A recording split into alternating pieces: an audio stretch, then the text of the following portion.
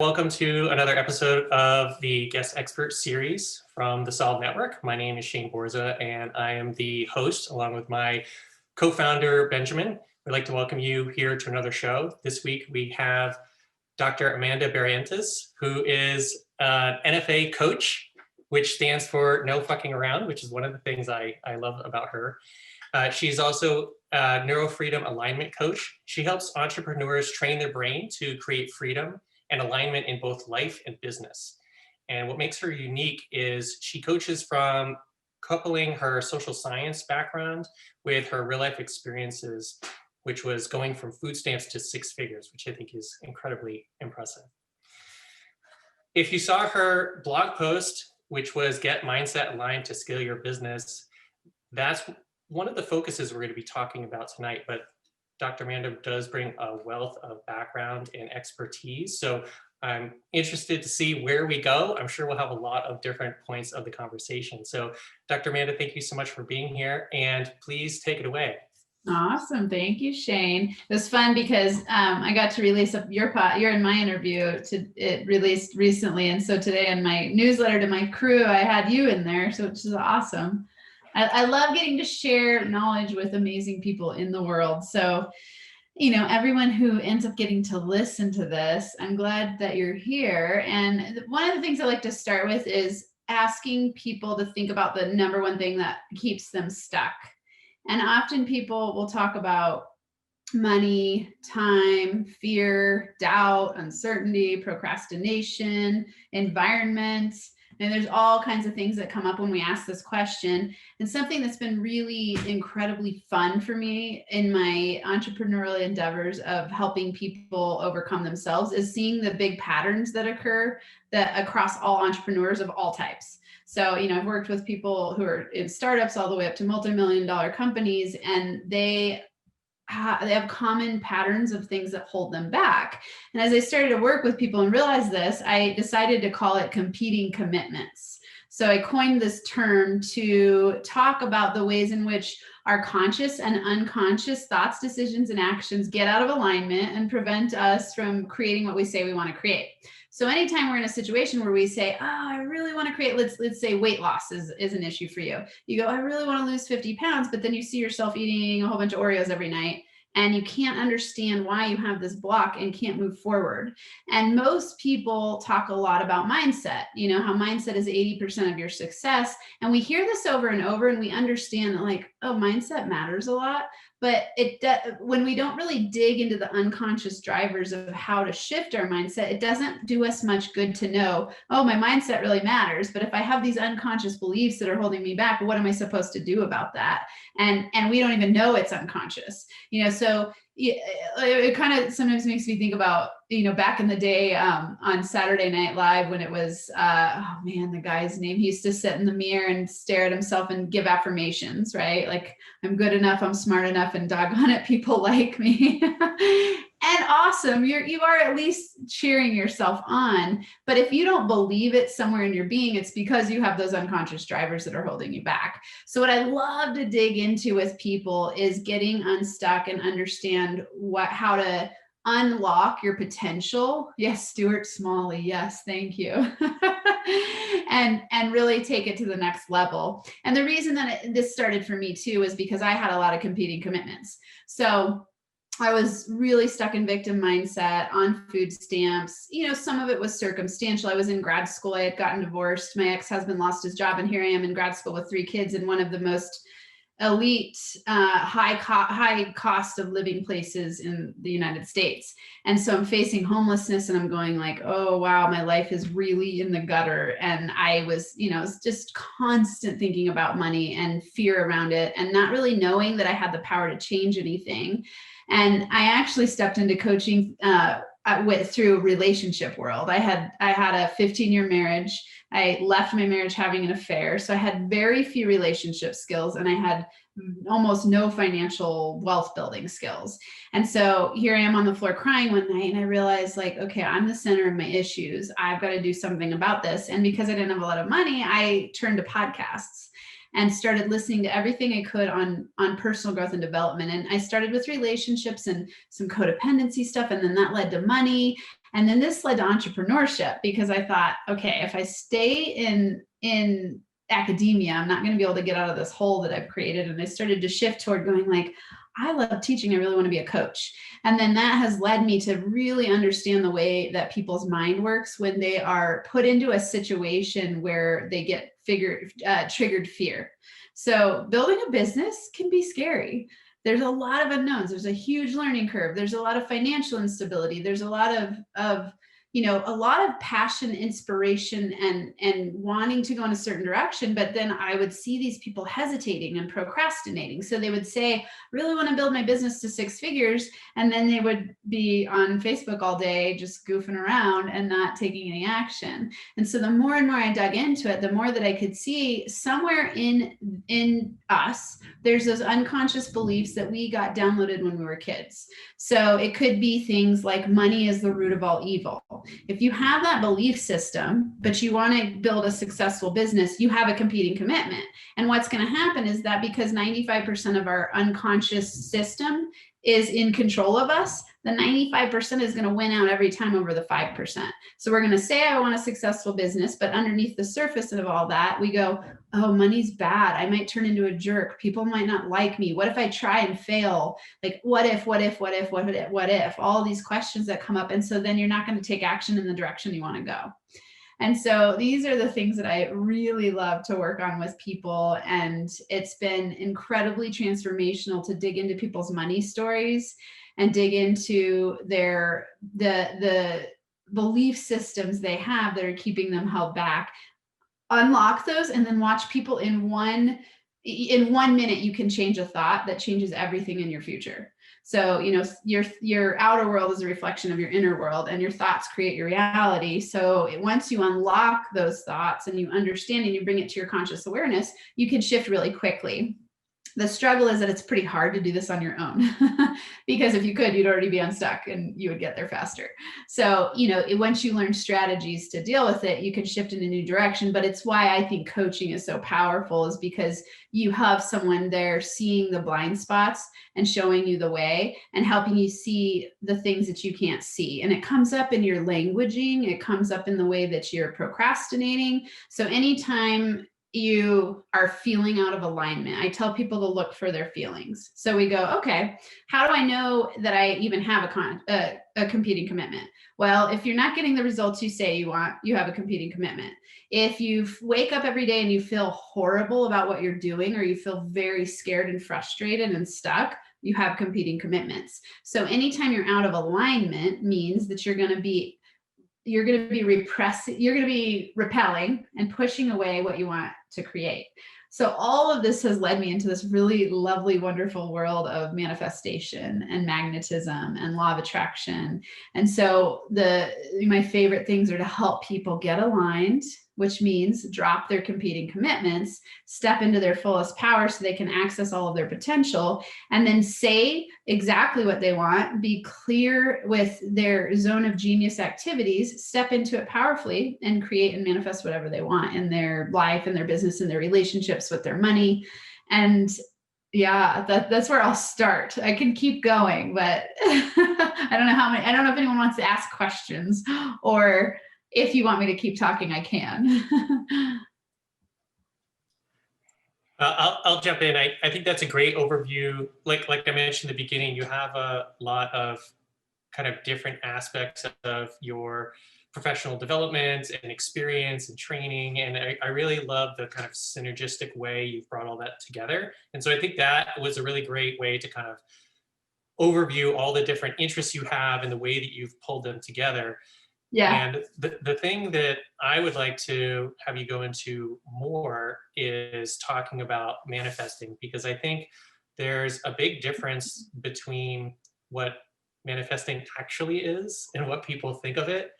And I have heard I also listen to a lot of podcasts, including yours, which everyone should listen to, that, the problem with manifesting is that if you just say things you don't believe, then nothing is going to happen, because like you were saying, you're kind of not in alignment. You're saying one thing but believing something else. So that's something that I would love to have you dive into more. So what would you say is I guess the union between alignment and manifestation? Yeah, it's such a fun one because when you're in alignment, everything flows towards you abundantly, quickly, easily because you're in alignment, because you don't have any of those competing commitments. So a lot of people will say, oh, the law of attraction doesn't work for me. And I say to that, the law of attraction works for everyone, either in your favor or against you. And what that has to do with is if you're not in alignment and you actually have a whole bunch of beliefs against what you say you want, you're going to get the opposite of what you think you want. So a really simple example of manifestation going awry is when people go, well, I've been saying that I want to get rid of my debt. And what your brain hears there is debt, and it focuses on the debt, right? So instead of focusing on the solution to making more money and building your wealth, you're focusing on your debt. So you get more debt. So the law of attraction doesn't really hear the negative parts. It just goes, it'd be like telling a dog, don't sit, don't sit, don't sit. The dog hears sit because it's been trained to sit. You've been teaching it sit, sit, sit, sit, sit. And then you say, don't sit. It just hears sit because the don't doesn't register in its mind. And so, or, however dogs' brains work, but it'll sit. Even if you say don't sit. Same thing with the law of attraction. You go, oh, I'm so freaked out by my debt. I've got to make more money. You're sending out this desperate, needy signal to the universe, and you end up getting more debt.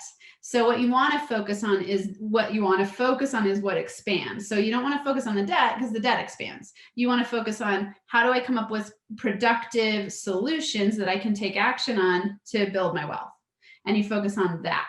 So, like when I started this work, I didn't have a lot of debt, credit card debt, but I have a lot of student loans. And so I look at my student loans, I don't even call them debt. I say I have student loan investments in myself, right? Because I don't want to think of it as a debt. It's a loan that someone gave to me that believed in me to get a PhD, right? So I go, awesome. That was a huge, wonderful, amazing investment in myself. I look forward to paying every penny of it back because it's, again, investing in myself. And so I focus on, how many clients do I need to serve in order to pay back my student loan investments, right? Then I'm focusing on clients to serve. That's attracting clients my way instead of focusing on the debt part of it. So there's an easy example there. Yeah. Yeah, and that's something where, speaking of alignment, that I'm really aligned with you. I try to, because I come out of training people with for physical training, and that's where my coaching came from initially.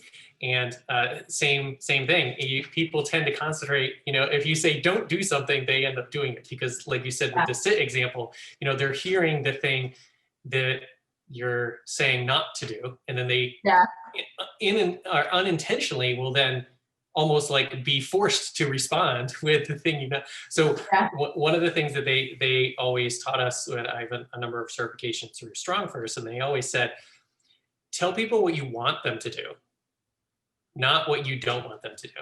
Yeah. And the way that they structured that was kind of positive statements as opposed to negative statements. So they'd say, be careful, instead of don't drop the weight, or use good form instead of don't do this, because again, you're reinforcing that. But it's also, I think, the vision. So you're seeing the way you want them to do it, and then you're almost giving them the picture so they can see the way that they want to do it. And then it's a chain of like the positive outcome as opposed to the negative outcome. Yeah. Yeah, it's so powerful. What's coming up for me when you say this is also the way our brain works, is based on our reticular activating system, or our RAS. So it's always tracking for information based on the input you put into it. So our words are really incredibly powerful. And what we put into it, what we program our brain to look for, is what we're going to seek in our environment in terms of confirmation bias. So our brain is a filtering system looking for what we believe to be true. Right. And that's where all those unconscious beliefs come in. So if you're looking to your environment to prove to yourself that money is bad, you're going to find a whole bunch of people in your surroundings that are greedy, selfish, do bad things. You're going to see it in the movies, and that's what you're going to track for. If instead you go like, oh, wealth is abundant, it helps people be generous, those are the people that make the biggest impact in the world, you're going to track for that, and you're going to see that. So it's like those words, like when you're talking about the gym example, it's like you're tracking for when you hear the words like, don't drop the weight, your brain's tracking, dropping the weight. And it happens because the confirmation bias aspect.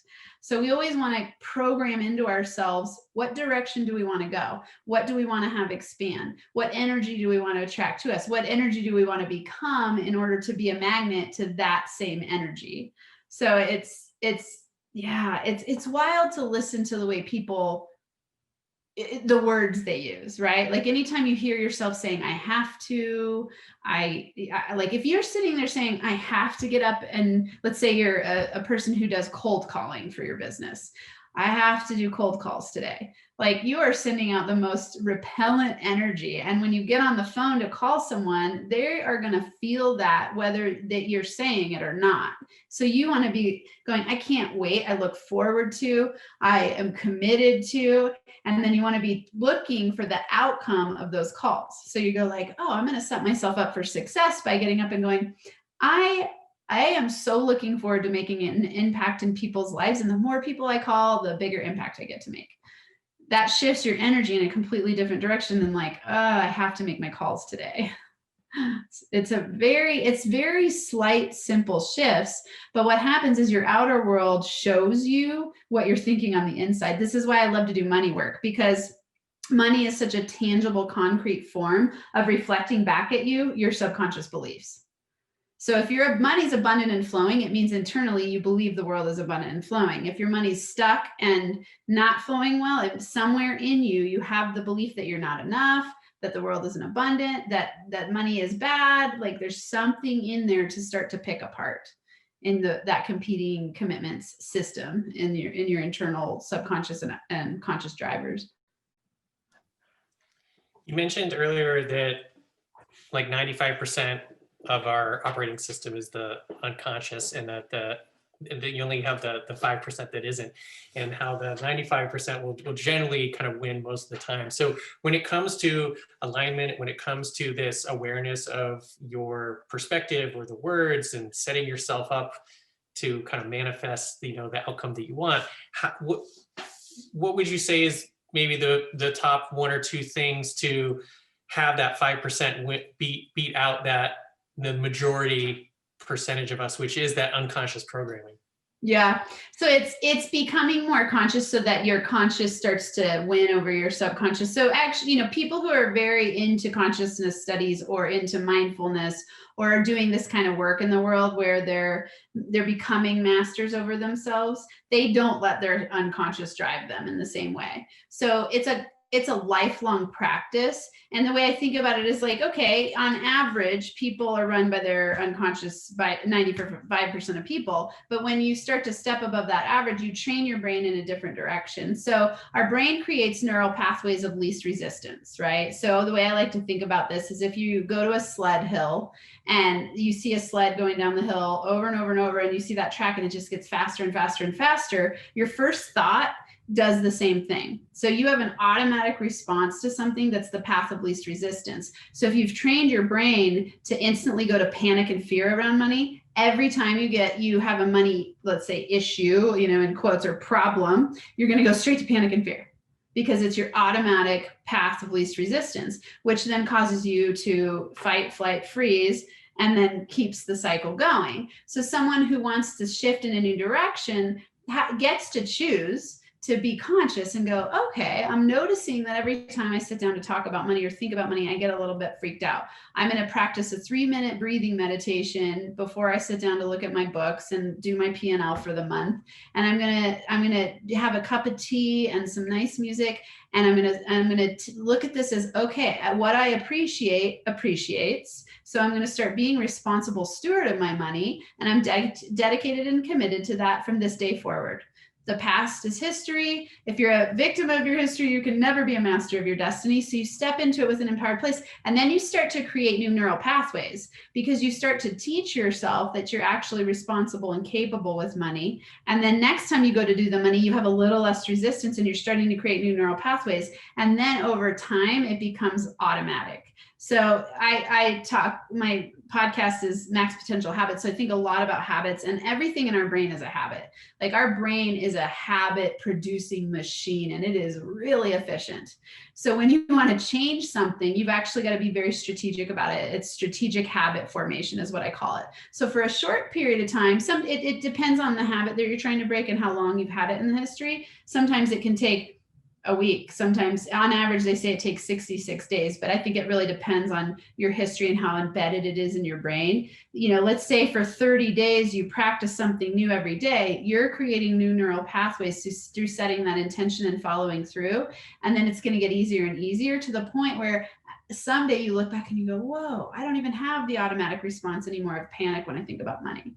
It's really fun to self-reflect and look back and go, oh, wow, I've completely changed my behaviors and my responses. My reactivity have turned into responses. And I'm very able to be mindful in these new ways about things that used to hold me back. I'm sure that's very similar to other things that, people used to do, and whether it's a kind of food they used to like, or an activity that they did or didn't do, or even a belief system. I know people who've said like, oh, well, I can't do that. And then a couple of years later, it's like they're doing the thing they didn't believe they could previously do. And all of a sudden it's like, hey, remember 10 years ago, the old you? And they're like, oh, I don't even like that anymore. So yeah, there's something to be said about kind of turning that. I like the analogy of the path and the sled hill, because eventually it becomes almost like a chute, and then it's like, that's the expressway down the hill. You're not going through that deep snow and just getting bogged down. And it does take some time, but you can develop it. And it's almost like without knowing it. And again, going back to like sports, when you're first, whether it's baseball or soccer or anything, at first you can't do those complicated plays because your head's trying to figure out like, where do I put the ball and what do I do? And I can't keep up. Everything's happening so fast. And then, a season later, you can do all that stuff almost without thinking about it. You just go into kind of automatic response because you developed those patterns, your instincts take over, and then all those neural pathways as well. So I think it and it's interesting, I haven't heard 66 days, so I wanted to ask you, because I'm sure people have heard different, it's 20 days, it's 40 days, it's 66 days, whatever it might be. You mentioned that different habits take maybe different amounts of effort or different amounts of time. Can you speak to how to maybe help people recognize like, oh, this might take me a long time to develop a different habit around this thing, as opposed to, oh, this may only be a few days or a few instances or maybe a week or two. This is a much faster cycle of changing. Yeah, I mean, it really depends on the complexity of how your brain is attached to the benefits of the habit. So we will never, ever do something that we consciously think is going to be a drawback. So this is why, for example, let's say we drink beer every night and we want to quit drinking beer every night, but your brain, it thinks on the level of pleasure. We're animals, right? So we go from, we live by the pleasure pain principle, and we want to seek pleasure and avoid pain. So we see it as more pleasurable to drink the beer every night than to avoid it, because then that would be painful. So if that's a habit that you've had for 50 years, it's going to take longer for you potentially to behaviorally change it, because you've got to start having enough good times from not drinking beer and starting to associate that. And then your brain will go, oh, I actually see more benefits to not drinking than drinking. The cool thing is that in neuroscience research, you can actually, with different methods, you can actually change your thoughts in an instant by shifting the way you perceive something. Our brain is so much more powerful than people know. Like we often think in habit formation, it's the doing, habits are the doing part of your life, right? But your habits are driven by your thoughts. and your beliefs and your perceptions. So if you have, so you've got to go there first. It's why I say to scale your business, you've got to focus on mindset, because you can work your butt off for years trying to build a business, trying, keyword, right? But if you don't have the mindset alignment that it's possible for you, and believe in yourself and know that you can be a confident entrepreneur who makes money, and you've unblocked all that, you can get there 10 times more quickly, right? Overnight, you can open the doors of opportunity by having the belief system around it and then taking action in the direction. So manifestation and habits go together in big ways, because your habits are just a byproduct or an outcome or a symptom of your thoughts. So for me, it's really easy to see when people are out of alignment, because I go, oh, you're saying this and you're doing this, competing commitment, right? And that's all habit formation. It's a habitual thought that you've had going on potentially since childhood. So when you ask the question, how long does it take to change? It's very dependent on how resistant people are to shifting their belief system and taking action in a new direction. And that varies across people, which is that it's interesting, because the habit research, it wasn't a very big study. I want to say it was a 21-day study, and it wasn't with very many subjects. And, I'm a researcher, so I know, like, when I look at that, I'm like, it's interesting that the whole world has latched onto this scientific research and said 66 days is the number from this one body of this one article, basically this one research study. And so when I look at that, I go, yeah, I mean, it varies. A lot of people will say 21 days to 66 days. I mean, it really is dependent